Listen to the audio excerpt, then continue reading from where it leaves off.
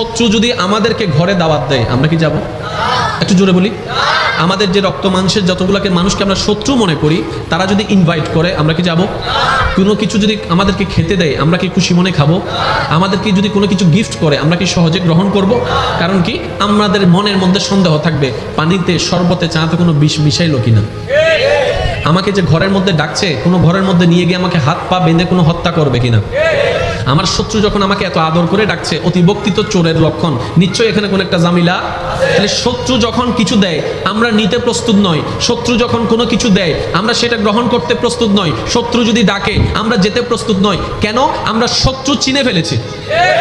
এবার কোনো শত্রু যদি শত্রু হয় কিন্তু আপনি আমি যদি না চিনি, সে ডাকলে তো আমরা ঠিকই যাব। না চিনলে তো ভুল হতেই পারে। অনেকে আছে না বন্ধুর অপি শত্রু। ভাই একটু জোরে বলেন না। উপরে বন্ধুর লেভেলটা লাগিয়ে ভিতরের ভিতরে আপনার আমার ক্ষতি করতে চাই, এমনও অনেক। যে দেখি একরকম, ভিতরে আসল অন্যরকম।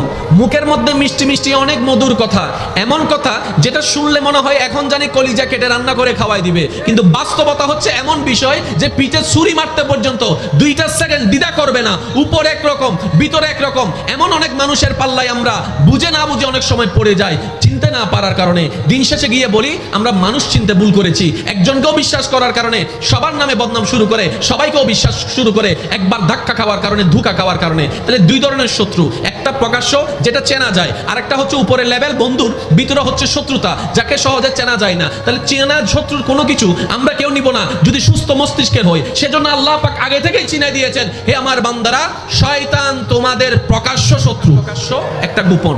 ধোঁকা কোনটাতে খাবো? যেটা গোপন আছে।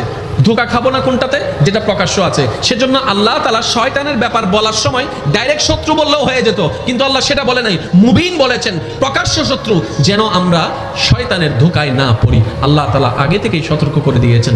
সুবহানাল্লাহ।